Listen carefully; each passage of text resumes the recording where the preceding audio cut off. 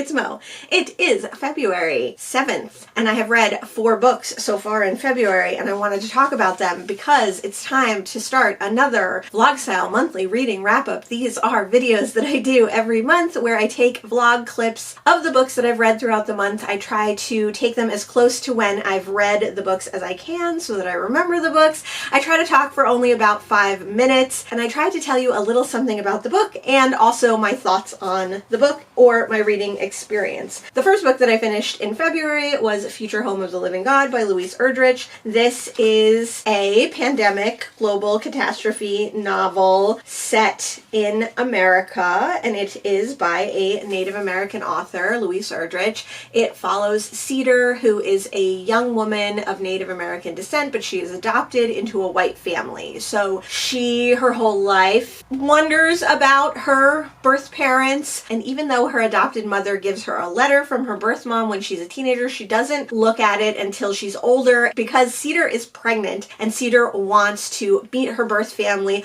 ostensibly to find out her medical history and stuff, but also just because she wants to know more about where she came from. Cedar has a great relationship with her adoptive parents, but a very typical relationship. She loves her mother but also fights with her, and when she goes to the reservation, she does not tell her parents that she's going to find her birth parents. One of the reasons that Cedar doesn't tell them is because there is a global epidemic, there is a global catastrophe happening. When this book starts, we're kind of right in the beginning. Her parents, her adoptive parents, are nervous for her to go and want her to be careful, but Cedar thinks that like it's worth it and what could possibly happen and it's probably not that big of a deal anyway. Cedar goes to the reservation and meets family there, but as soon as Cedar leaves the reservation and goes back to her life, her home, it becomes pretty clear that this global issue is worsening, and throughout this novel we see Cedar learning about what's happening in the world, dealing with her pregnancy, and then also navigating her relationships with her birth parents, her adoptive parents, and her baby daddy. This is an epistolary novel. It's all told in journal entries, diary entries that Cedar is writing to her unborn child,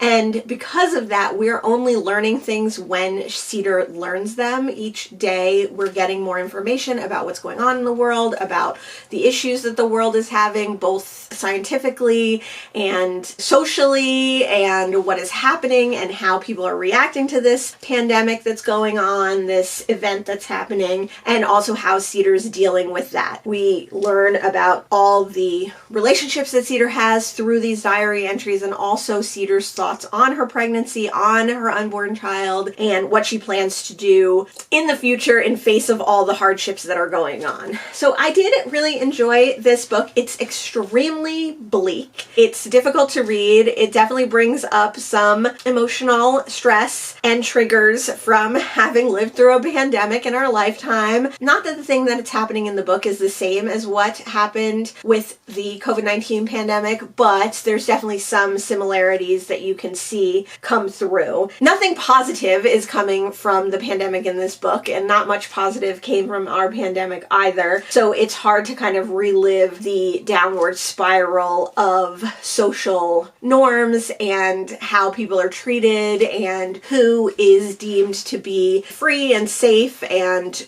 what people cling to in times of stress and chaos and uncertainty. So it was a tough read. It was a bleak read. It was difficult, but I did really enjoy the writing, and I thought it was an interesting take on a pandemic novel or on a global catastrophe novel. It reminded me a lot of Children of Men by P.D. James, one of my favorite authors. That one also has like declining birth rates and certain other aspects of how people are treated and who is deemed acceptable to live and who is deemed as superfluous or unnecessary. So there were some similarities to those two works, and I wonder if Louise Erdrich was partly inspired by Children of Men. But they're very different books, and they're very different tones of books, and they're very different main characters that you're following. I did find Cedar a little bit irritating as a main character in a lot of respects, but I don't think that that wasn't effective. Like, I thought that that was an effective technique for following someone under such stressful events and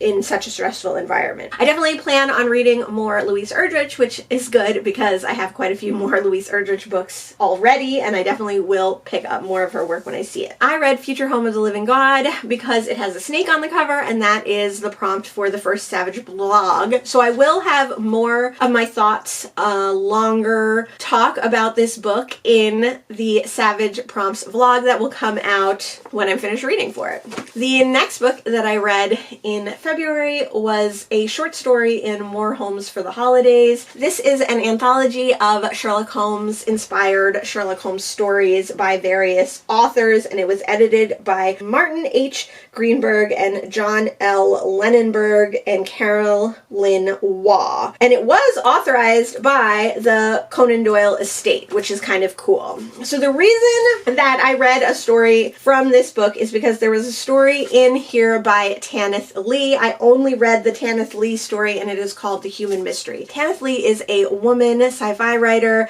She wrote in the 80s and 90s. This story came out in 1999, and I know her because she wrote the book The Silver Medal Lover. So I never read the book The Silver Medal Lover, but I read the comic adaptation of The Silver Medal Lover, and I love that comic book. I wish I knew where it was. I wish I still had it, and it's a little sexy. So I didn't know what to expect, but I was definitely looking forward to reading more Tanith Lee.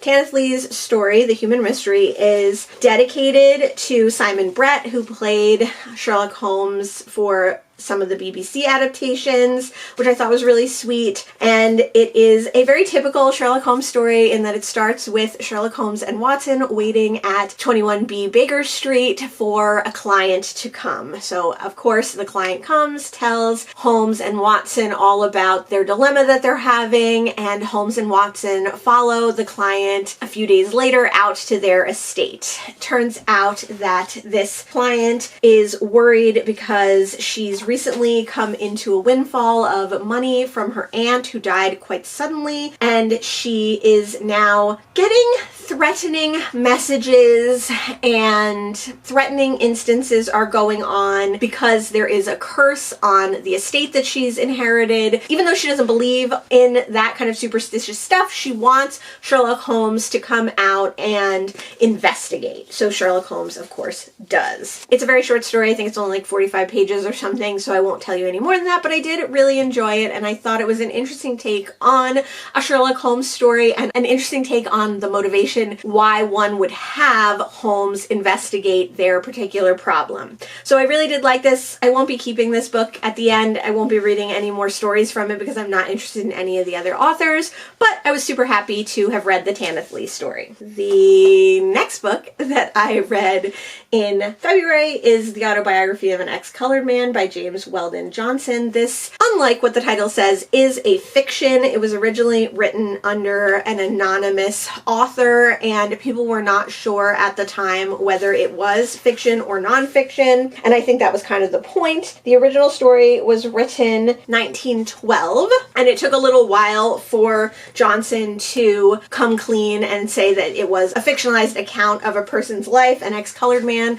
The ex-colored man in this story is never named, but we learn all about his life from when he's a very young child to when he grows up and grows old and is taking care of his own children. But this is a commentary on what the lives of Black people was like at the time, and the horrible, prejudices and things that they faced, what their lives were like, and what it was like within the Black community to deal with colorism as well. The main character of this book is extremely light-skinned, and for the first many years of his life, he doesn't really realize that he's Black until he has kind of a revelation during his school years when he's 7 or 8. Once he realizes that he is indeed a Black child, everything else in his life makes a certain amount of sense, and things that he previously took for granted, or things that he previously wasn't quite clear on the understanding of, he realizes how they all revolve around him being a black child and black people's roles and expectations in America at this time. So we learn about our main character's childhood, his closeness with his mother,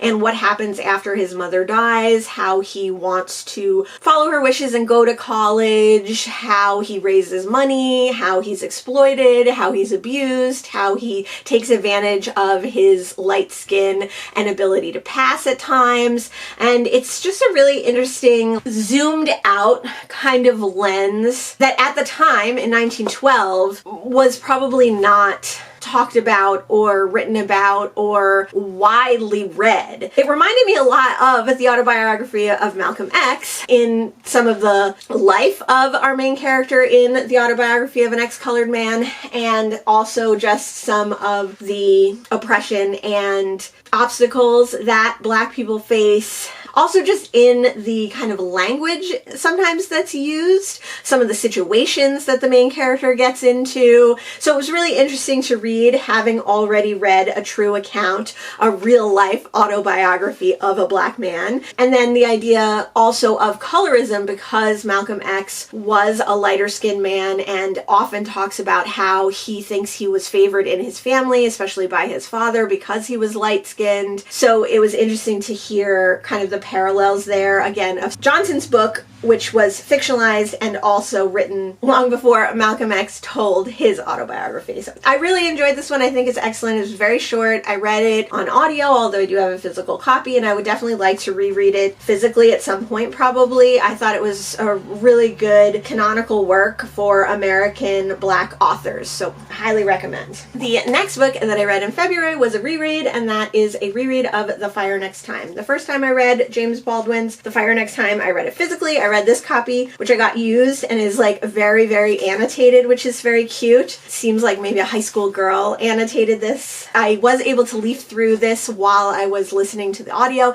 The audio is read by Jesse L. Martin, who, you know, aside from being super hot, is also a great, well, I like as an actor, and I think is a great voice actor, and it was really nice to hear this in such a beautiful voice. The Fire Next Time is a nonfiction by James Baldwin, and the first part of this is a letter to his nephew, kind of wishing him the best and giving him hope and courage to continue in the face of adversity, of how black people are treated in America. The second part is a little bit of an autobiography of James Baldwin and how he got to the place he was when reading this. It's definitely a look at race relations in the US. It's definitely a look at inequality between men and women, between queer and straight people, between black and white people. But overall, it is very hopeful as well. It's an essay on what James Baldwin hopes for America and how at this time in the 1960s when James Baldwin wrote this, they were at a really pivotal point in the civil rights movement, in the relationship the country has with black people, and in the relationship between black people and white people, both white people who are not racist and white people who are racist. He talks about a meeting with Elijah Muhammad, the creator of the American Islamic movement, where he sees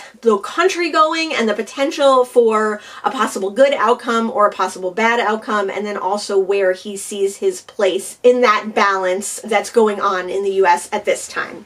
And it is, I think, a hopeful idea. It's an idea that if things don't change for the positive at this time, if people don't realize the wrongness of racism, systemic racism, and how black people are treated in America, that things are only going to get worse. And it's super depressing to read now because we are at a point 50, 60, 60 years later where although things have in some ways gotten better, things have not gotten better. And we are at a place now in 2024 where racism is rampant, where systemic racism is upheld, where white people do not understand the plight of the black American, where they ignore it, where they do not acknowledge or accept their white privilege. So it's like really hard to read, knowing that James Baldwin, who died in the 80s, I believe, wrote a positive book, wrote a book about hopefulness, but a cautionary tale, and that now, so many years later, we're still in a terrible position when it comes to the things that he was hopeful for. I did love this though. I do love it. It's one of those books that as soon as I finish it, I felt the same way when I read it physically. As soon as I finish it, I want to reread it. When I read some more, I will let you know. It is February 18th, and I have read quite a few more books. I read The 100th Year War on Palestine, A History of Settler, Colonial Conquest and Resistance, 1917 to 2017. This is a book that lots of people have recommended as a history of the conflict in Palestine throughout the last 100 years, how it came about. It's a history of how Israel became a settler colonizing force in Palestine and what has been done to the Palestinian people, and how the Palestinian people at every turn over the last 100 years have been disregarded as a group of people, disregarded as a country, disregarded as a ethnic group, disregarded as a political group, and how that is all leading to the genocide that is happening now in Gaza, and the motivations for all of that and a lot of the people behind it. So it talks about how England initially kind of set up the colonization process for Palestine, and then America kind of took over as a force combined with Israel and the Israelis to destroy the very concept of Palestine, the very concept of Palestinian people, and to use the Palestinian lands for their own means, for their own gains, and to step by step destroy the Palestinian culture, Palestinian identity, Palestinian indigenous peoples.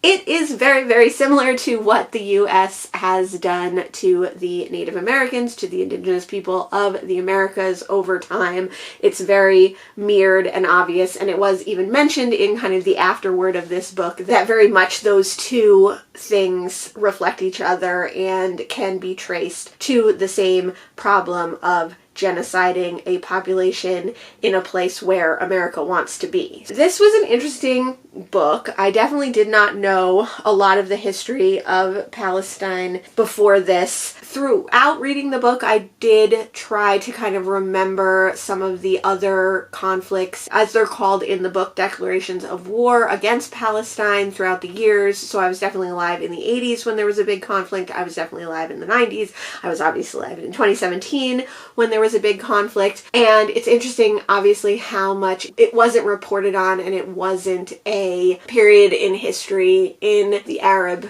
nation that America was told about. Surprise, surprise, America, the US, once again obscuring actual history and their part in history to make themselves look better, so that the American population doesn't understand the connection between the genocides of various people or the wars going on in various different places with America. So it was really interesting for that point. It is written by a Palestinian scholar, diplomat, intellectual, and I do think that it gave a great overview. This is a book that many, many people have recommended, and I definitely do recommend it if you want a kind of broad overview of what has gone on in Palestine in the last 100 years or so. I do think that it's very clinical in a lot of ways. It is emotional and sad in a lot of ways, and I mean, it is sad, obviously, but it is emotionally told in some respects, but in some respects, it's a lot of dates, it's a lot of numbers, it's a lot of names, and it is kind of hard to keep track of everything that is told in the book, which is only even a small part of what's actually gone on. You know, this book had to be selective, and I think it did a really good job of being selective, of choosing specific moments over the last 100 years to highlight what the injustices that have happened and the political corruption that has happened and the settler colonization that has happened, all those kind of things, and give kind of a very broad overview, but with lots of details that can be confusing. I also think that this book is disturbing and upsetting in the details of war in general, but it does a good job of not being overly descriptive of very violent acts. It does a good job of like explaining those things that happen without being overly graphic or overly dramatic or overly, not dramatic, but like sensationalized to the point of desensitization. This did a good job of kind of towing the line of demonstrating the horrible nature of what has been happening, but also not being so graphic that you're turned off to just close down and not pay attention to it. I do think that some of the Palestinian side of things is a little bit glossed over, and I understand why that is, and especially because when this book was written just after 2017, I think it was written in 2019, the Hamas group was just coming up into the power that they have later displayed, and so it is understandable that some of the negative sides of things that have happened in Palestine in reaction to the occupation and genocide, long-term genocide of Palestinians, is kind of not as described as the oppressors. So it makes sense, but also I feel like people could definitely say like, oh, well, they didn't say all the bad things the Palestinians did. They didn't say, how horrible Hamas is or whatever. I think that it is in there. It's just not in as much detail because this book is not about every detail of the Palestinian government, every detail of the Palestinian people. This isn't a full history of Palestine. This is a history of the conflict with Israel and the oppression of Israel, of Palestine, and of America, of Palestine, and how that is continuing to happen, and how the Israelis as settler colonizers and we as backers of those colonizers are genociding the Palestinian people. So I think it's a very important read. I think it's a little bit dry, and also it's heartbreaking, and also it's horrible. So if it's something that you can read, I highly, highly suggest reading it and then delving into more history, which is what I would like to do, more historic accounts, deeper details. And I think learning now the kind of basic, very large conflict time periods, it would be easy to like look at specific conflict that happened, specific to, as they say in the book, declarations of war that happened in the 80s, and like read all about that in more detail. Like this is a good overview and definitely worth reading. I would also like to read, that was so scary, what was that? I would also like to read like a history of Palestine and more about Palestinian culture and more about the Palestine in general and the Palestinian people in general. So this is a good jumping off point, and I definitely highly recommend it. And obviously, please, let's have a ceasefire. Please, let's band together and stop the genocide that's happening in Palestine.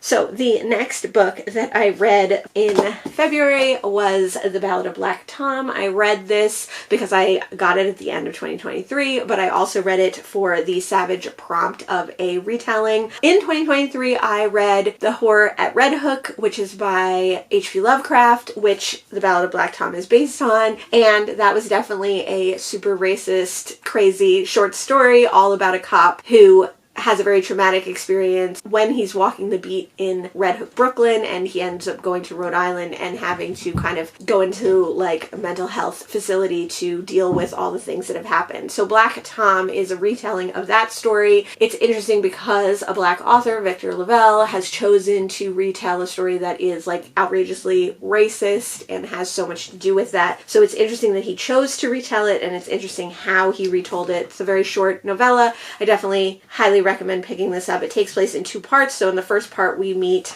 Charles Thomas Tester, and then in the second part, we read from the perspective of the cop, who is the main character in The Horror at Red Hook. I think it was done really interesting. I really, really enjoyed it. You can see a little bit more of my thoughts on this in my Savage Prompt vlog, where I read a prompt from last year and two prompts from this year. This was my first Victor Lavelle, and I really enjoyed it. I can't wait to read more of his writing. The next book that I read was a short story. I read two short stories out of this, The New Sherlock Holmes Adventures, because I've been clearing out my basement box books. I have a lot of Sherlock Holmes related things, and so I've been reading some short stories done by different authors that I'm interested in. The first short story that I read out of this book was by Michael Moorcock, who is very famously a vintage sci-fi, classic sci-fi author.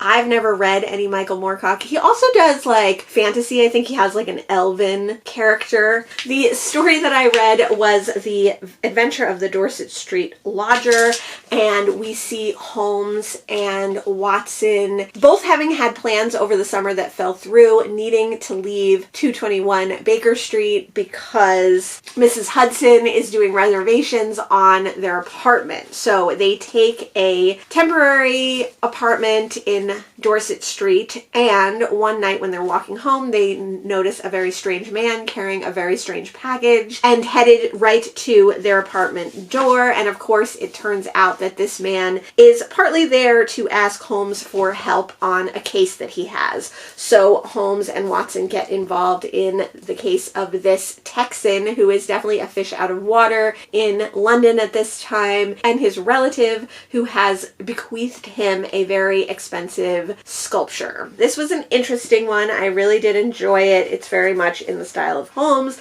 like all these have been. It was not overly memorable, and I do think there was a little bit of a weird gender / sexuality element that I don't think it was necessarily intended to be that way by the author, but I think reading it now, it kind of reads that way, and it could be construed in a bad light. But if you can kind of get past that, you know, just based on the time period and then also the time period of Holmes, it was fun. It was fine. It was fine. Whereas the last Holmes story that I read by a classic sci-fi author did really make me interested in the author's work. That was Tanith Lee. I read that earlier this month. This one didn't really make me super interested in Michael Moorcock's work. There was nothing that like really stood out or was super compelling or interesting about the story that made me think like, oh, I've got to read some Michael Moorcock books. The next book that I read in February was Just a Girl by Alyssa Cole. This is a very short story that I get in one of my subscriptions. I've read one other Alyssa Cole. I read When No One Is Watching, which is a sci-fi, speculative, horror, thriller, romance, sort of. I hated that book. I thought it was really bad. I didn't love the writing. I didn't love the characters. I didn't love the plot. So I have been interested to try another Alyssa Cole. She is primarily a romance writer, and I think probably reading one of her romances is a better bet, but I went with Just a Girl, which is another thriller type story. This follows a young girl who was supposed to be going to college, going away to college when the pandemic hit, so she's been doing remote learning from her college, and she started a vlog and a blog all about how her remote learning is going and how she's missing out on college and etc, etc. So this story is all told in IMs, blog posts, and TikToks and Instagram posts and stuff like that. And when we first see her, she's like 20 years old. She's trying out online dating. She has some bad online dating experiences, and she broadcasts them all over the internet and her internet presence, as you would in this day and age. So the person that she has this bad experience about gets really upset that she shared their messages, and he starts to internet stalk her, and it turns out that he is much more dangerous and has much more dangerous following of people than she expected and than anyone expected. And this follows the story of her getting like cyberbullied and put in danger by these people. It was okay. I think a similar story was Treasure by Ocanian Braithwaite, and I really, really loved that story. Excuse me. That was also in one of the collections from this subscription, and I think that that was just like a far more compelling and interesting story, whereas this one I think was a little bit more based in reality and definitely has a message to tell, but this one wasn't doing anything exciting or new or like overly interesting, and I felt that the majority of the people in it were super annoying. Obviously the villain is super annoying, but the main character wasn't that much less annoying. So not a good continuation of reading Alyssa Cole for me, but I will try again with Alyssa Cole, and I will try one of her romances to see if I like that a little bit more. The next book that I read was another short story out of the new Sherlock Holmes adventures, and this one is by, I don't think I can say the author's name, Zakaria Erzin-Cleogul. Zakaria Erzin-Cleogul. The name is here. The name alone interested me in the story. I saw the name in the contents and I was like, who is that? I would like to know. So I did a little research, and that person is actually a doctor, like a science doctor, and they were an etymologist and a forensic entomologist. Entomologist. They were a forensic entomologist in England who came from, I think it was Turkey, originally and has published several books on forensics and the science of bugs and the combination of the two. So I was super interested to read this story. This story is called The Adventure of the Bulgarian Diplomat, and it sees Holmes getting a letter from a Turkish diplomat who comes to visit them and says that there is a potential outbreak of war between Turkey and I can't remember who else in Eastern European countries, maybe, or possibly Russia, I can't remember now, but that to prevent this war, he really needs Sherlock Holmes to prove that one of his cabinet members did not murder one of the other cabinet members. So it kind of becomes a closed door or locked room mystery where Holmes travels to where the opposing diplomat was murdered, and he talks to every person who was involved. Everyone was at this dinner party all together. So he goes around talking to everybody, and of course he discovers why the person was murdered and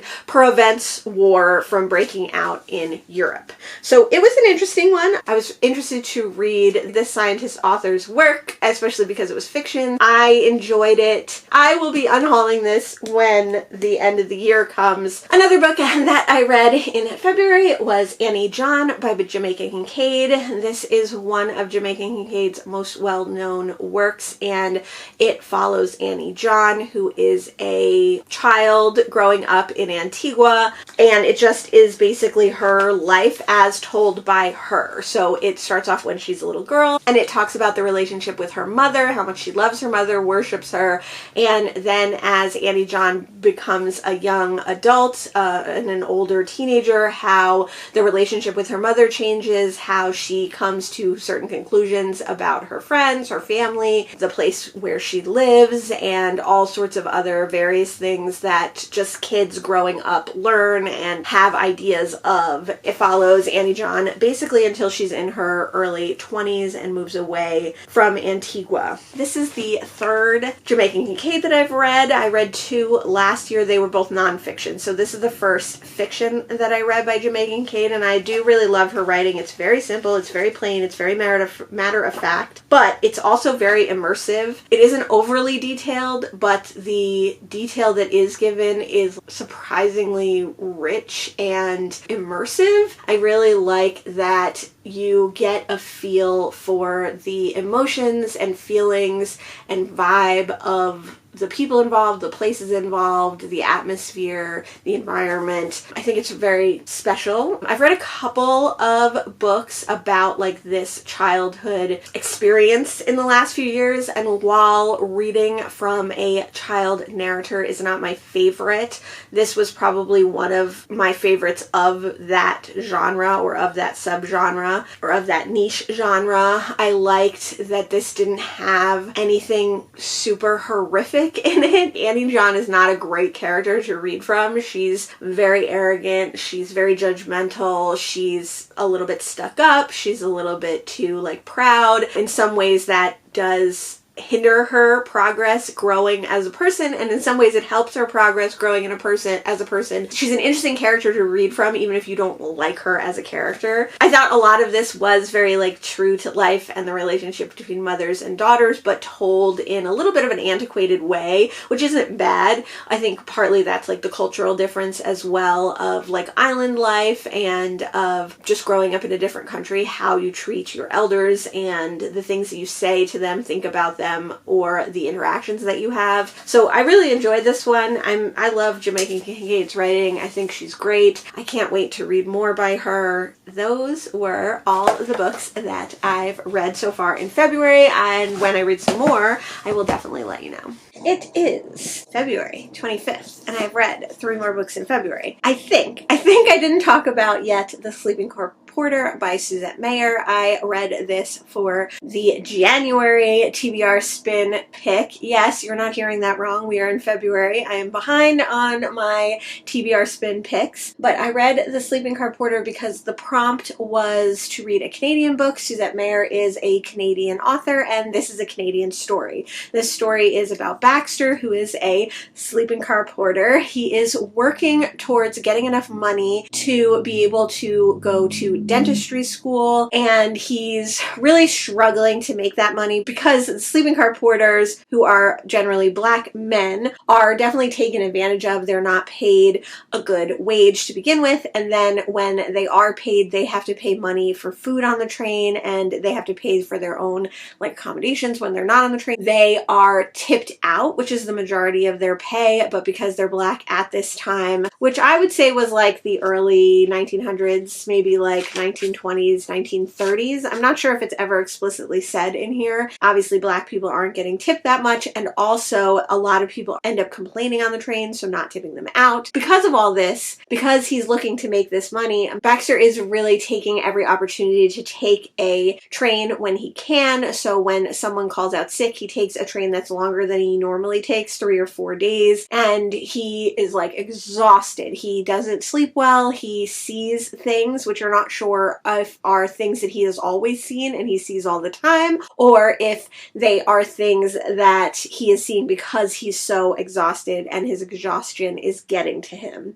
Baxter is also queer, so we hear about kind of some of the relationships that he's had or encounters with men, sex with men that he's had, and how sometimes people on the train will proposition him, and he has to be very careful not to get demerits, not to do anything wrong, and that's a dicey situation for him because if he denies a man, he could get demerits, but if he has sex with a man, he could get demerits. So it's a very fine balance that Baxter is playing constantly. He's an educated person, and he does not get treated that way the majority of the time by either his co-workers, peers, and also his supervisors, and certainly not by the people on the train. So Baxter takes this long run, and this book is primarily about that long run that Baxter is on, about the various different people on the train and Baxter's mental health. Also, we get to learn more about Baxter's history, his relationships, his familial relationships, and it's told in these kind of short vignette-y,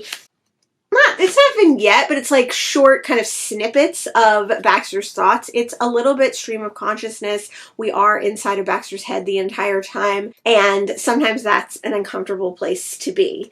It's definitely a book that feels exhausting and is exhausting the way that Baxter is exhausted. I think ultimately I really, really enjoyed this book, but it took me a long time to read. It took me like 20 to 25 days to read, which is very long for me, especially being like quite a short book. I was only able to read this book 5, 10, 15 pages at a time, which was fine because it's broken up into kind of little bits and smaller chapters. It was always easy to find a stopping point, and I ended up really enjoying it, but it was just a lot. And I think that overwhelming sense of exhaustion definitely adds to that. You can see more of my thoughts on The Sleeping Car Porter in my TBR Spin vlog. The next book that I finished in February is The Long Fall, the first in the Leonard McGill mystery by Walter Mosley. So I have read one other Walter Mosley book before. I read The Devil in the Blue Dress, and then I watched the movie with Denzel Washington, which was fun.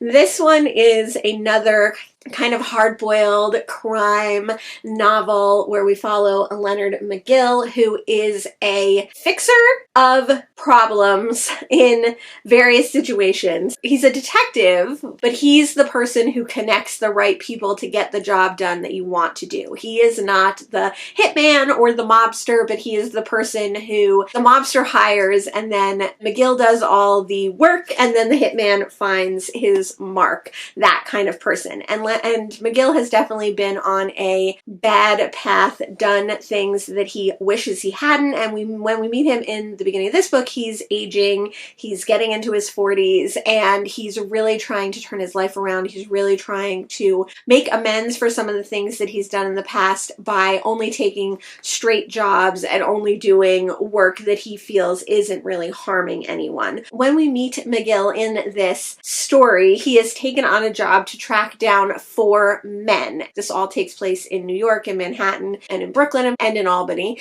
because there is a detective in Albany who hires McGill to find these men who are all in and around New York City, so Manhattan, Brooklyn, Staten Island, etc. McGill takes the job because it seems like a simple job. He needs the money. He does have a family, a wife, and 3 kids, and he kind of sort of has a girlfriend on the side as well that he needs to take care of, but he also needs to pay the rent, so he takes this job. But as the job goes on and as we get through more of this book, McGill starts to believe that maybe giving these names to the detective isn't the best idea. So this book is a lot about McGill's choices that he makes, the struggles that he's having trying to stay closer to the straight and narrow and to keep away from the dangerous path and the negative path of being like a bad guy. And McGill is really trying to be a good guy in this. I did enjoy this one. I think it was a little bit overly long. It's definitely like a noir style book. It's dated a little bit. I think it came out in 2008. So it definitely has some dated language and dated motifs, and certainly people aren't using cell phones like the way that we would use them today, and there's some convenient issues that come across with that. There's other dated technology in this as well, which it takes you out of it a little bit, but if you think of it more as a historical book or knowing its time setting, it's not that bad. There's a lot of descriptive passages with McGill's life and his time as a boxer and his feelings on that kind of stuff that could have been like tightened up a little. This book is a little over 300 pages, and I think it definitely could have been 50 pages shorter. But the ending I really enjoyed. It went in a direction that I wasn't expecting. I thought it was going to pay much more of an homage to The Big Sleep by Raymond Chandler, and I do think there was definitely some nods to that, but it went in a different direction, which I enjoyed. I got this out of my basement box books. So these are books that I've had in my basement. I've been doing a whole series on them. I will leave those videos listed down below. And I'm happy I did. I also had the next 2 in the series. So I think I will continue this series at some point, but I'm not in any big rush to get to another Leonard McGill story. The next book that I read in February was How to Be an Anti-Racist by Ibram X. Kendi. This is a book that I got a few years ago at a book sale, and I've kind of been putting off reading. And I will say that I'm partly putting off reading it because I just didn't know what to expect, and I partly put off reading it because as someone who strives to be an anti-racist, who hopes to be an anti-racist, who tries to be an anti-racist whenever possible, I definitely felt that this book was going to call me out specifically on things, and that's just something you have to be in the mood for. I'm very happy to be called out on bad behavior. I'm very happy to be educated and taught how to be better as a person in many ways, but you definitely have to be in the right mood for it, because sometimes it can hit you the wrong way and then you might not enjoy that book, that person, that idea, whatever it is. You have to be open-minded to being better, and certainly with something like anti-racism, and certainly in Kendi's book, he talks about how an anti-racist can be anti-racist one moment and then racist the next moment, and it's just something that we all have to, including the author himself, have to work on constantly be making the decisions that we need to be making to be anti-racist and to strive for equality between the races and to educate and protest and all of those things. So How to Be an Anti-Racist theory very much falls on that. How racist ideas are thought and continued by racists, and how racism, which is more of an overarching political system, racist policies that promote racism, that continue racism, especially in the United States, this is almost entirely only in the United States, are the policies that racists make to continue racism. So he definitely distinguished between racists and racism, which is interesting, and he definitely talks a lot in the audiobook about how even some of the things that he talked about in this hardcover, the early edition, he has changed his ways and the way that he speaks on. And then the alternative to racism and racists is anti-racist policy and anti-racism, and the kind of baseline of all races being equal and equality being the most important thing, and no race being considered or promoted more than any other race. So most of the chapters have the chapter name and then the kind of mission of the chapter, what the racist side would be and what the anti-racist side would be, and then the chapter continues. This is also part memoir of Kendi's life and his coming to terms and coming to accept that he had many racist ideas and promoted many racist policies,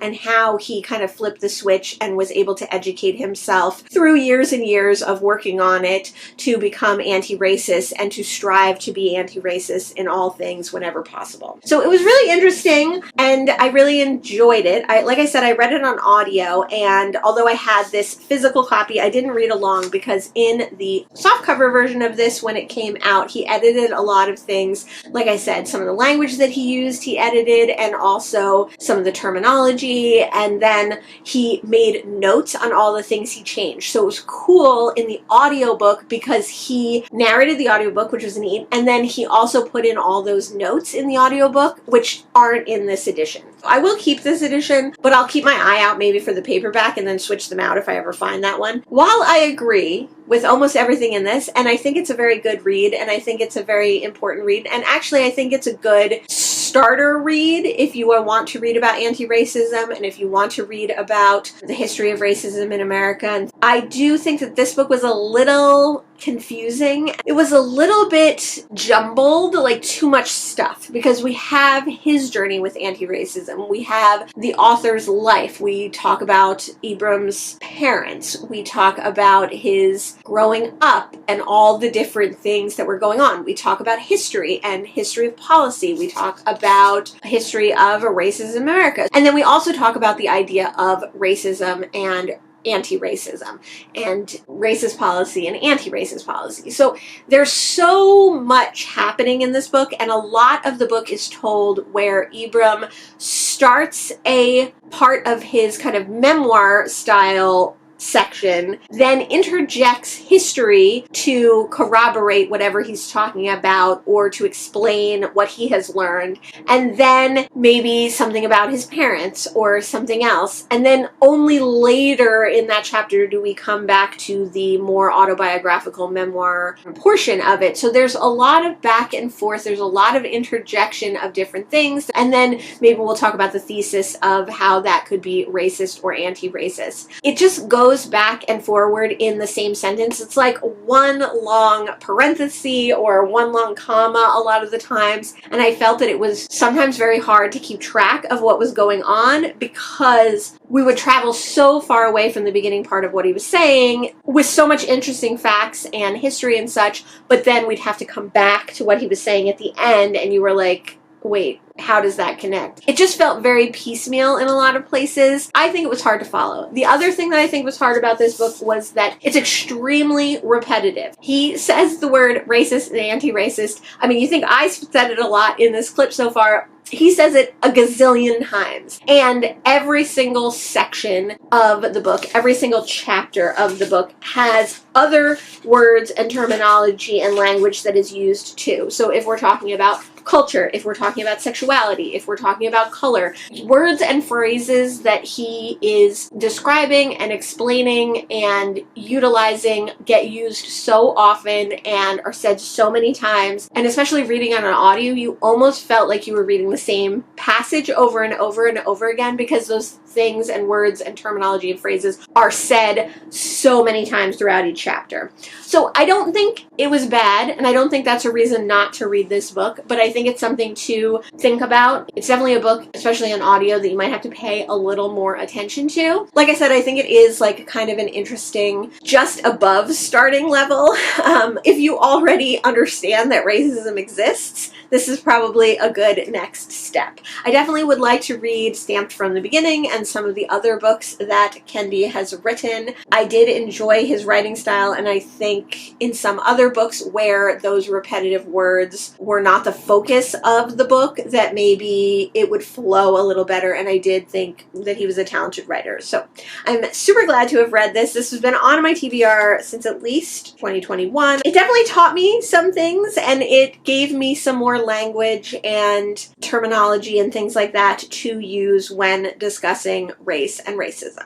Those were 3 more books that I read in February, and when I read some more, I will let you know. It is March, so it's time to wrap up the last few books that I read in February and also to do my wrap-up of the wrap-up. The next book that I read was Fish Carcass by V. Ki Now. This is a book of poetry by a Vietnamese artist and poet. So this book has a few areas in it where there are illustrations, and there are some very short poems, there are some longer poems, there's some prose poems, and then there's also some sort of like mixed media poems. This was an interesting book of poetry. It's not the kind of poetry that I usually read. It does have the themes that I usually read, which is womanhood and queerness, sexuality, activism, the rights of marginalized people, and things like that. So it had all the makings of a poetry collection that I would really, really like. But I think Now's poetry is very magical, surrealist. She talks a lot about food and working in the service industry, which I love.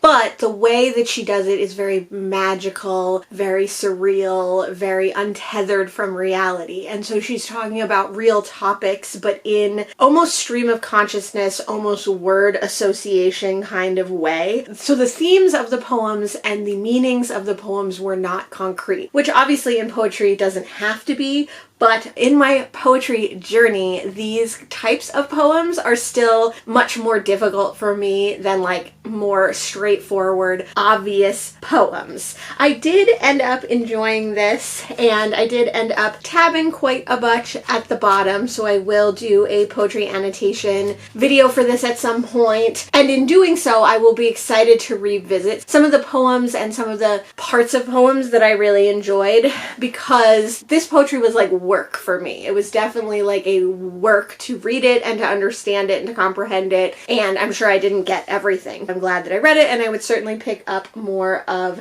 V. Ki Now's work in the future. The next book that I read was The Decagon House Murders by Yukito Ayatsuji, translated by Ho Ling Wong. This is a very short, modern, classic mystery novel written by a Japanese author in Japan. I don't know when it was originally written, but I believe it was sometime in the 80s. I don't like that Goodreads on the phone won't give you the original publication date. It'll only give you the date of the edition that you're looking at, whereas on PC, it will give you the original publication date always, as well as the edition publication date. So anyway, The Decagon House Murders is a tribute and an homage to And Then There Were None, and just to Golden Age mysteries in general, and to mystery writers, and to the Golden Age of mystery writers in general. We see a group of college students who are all in a mystery club where they talk about their favorite crime novels and mystery novels. So this group of kind of the elite out of this club decide to go to an island where a gruesome multi-murder happened, and then the main structure, the main building on the island burnt down. So they feel really like excited and lucky, and we meet them as they're going to this island. They're young, they're brash, they don't really know what they're going to do there except like look around the ruins, and some of them are a little bit more trepidatious about the idea of desecrating this place where people were murdered and where people died. Some of them are more excited that maybe they'll find a clue and solve this unsolved case. Some of them are just going because their friends are going. They're staying in the Decagon House, which was a supplementary building on the island that was not destroyed in the fire. So as they're settling in, they are, realizing that now they're in this very secluded place. On the way over, the fisherman that brought them over to the island is like, yeah, no one's gonna see you. There's no phones, there's no communication. No one's gonna come and get you until I come and get you next week. And then the next day, when they find plates or plaques that all have written on them like the first victim, the second victim, the third victim, they start to get really nervous that either someone's playing a trick on them or they're all about to be murdered. In the meantime, we're also following another few students who have not gone on this trip, who were in this club but ended up leaving the club early and not going on this trip with these kind of elite people from the club. And of course, you know, people start dying and people start investigating, and there is a amateur sleuth that some of the people end up meeting who helps in the investigation of what previously went on the island and what's currently going on at the Decagon house. I thought this one was really interesting. It's very tongue-in-cheek. It's very silly in a lot of ways. It breaks the fourth wall in that it's like wink wink at the reader, because all the kids, the college kids who are going to this island, are called by names of classic sci-fi authors. So, you know, there's an Agatha, there's a Carr for John Dickinson Carr, there's Ellery for Ellery Queen. Like, there's all these references to Golden Age mysteries and to classic mystery writers. Then, of course, the kids are all talking about classic mysteries and debating different methods and murders and things that have happened in classic mysteries. The investigator that we meet / amateur sleuth is a mystery fan, and so he has theories about things. So it's very, very tongue-in-cheek. It's very referential. It's very self-referential, and definitely does not breaks the fourth wall in that they're talking to you, but definitely breaks the fourth wall in that they're like telling you things that might happen in the book, or alluding to the fact that this is going to be a and then there were none retelling. And that's interesting that this was written in the 1980s and does that when a very popular book at the moment, Everyone in My Family Has Killed Someone, does that now. So like, this is a trope and a device that's used a lot in paying homage to mysteries and current mysteries and mystery books in general. I did think that everyone having multiple names was very confusing, because there were times when they were called by their real names. They were mostly called by their club names, their mystery writer names, but then there was times when they were called by their real names, and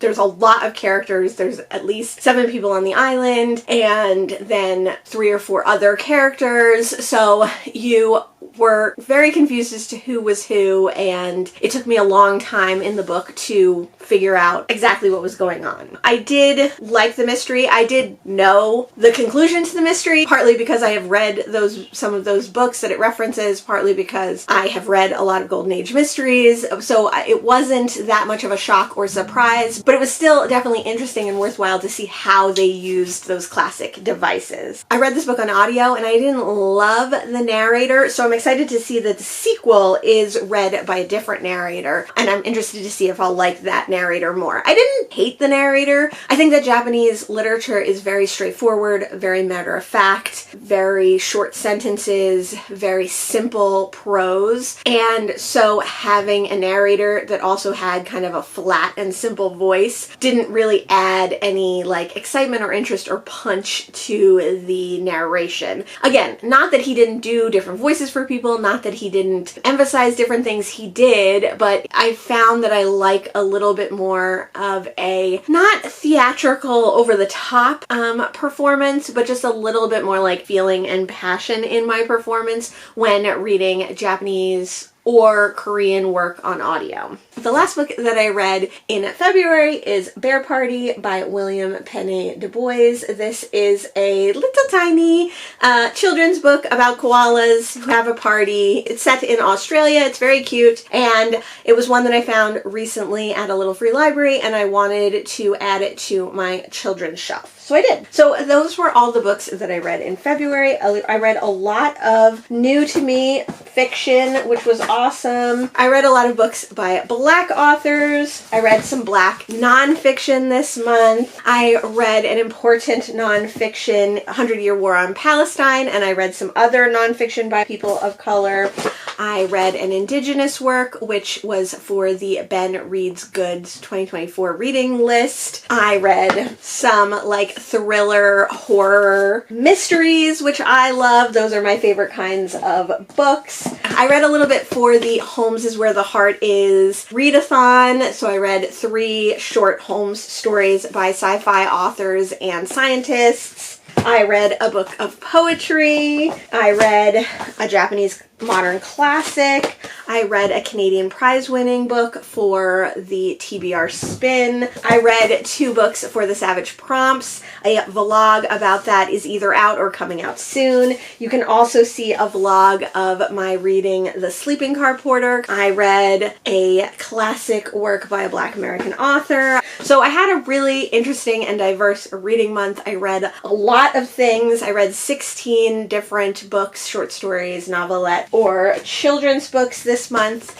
and I had a great reading month. I didn't think I was going to read quite so much this month. I am trying to read less, as we know. It just happened that way, and the month felt long, even though it was a short month. I know we had an extra day in there, but it still felt longer than that. Let me know if you've read any of the books that I read here. Let me know what you thought of them. Let me know what you read in the month of February. Thanks so much for joining me today, and I'll see you in the next one. Bye!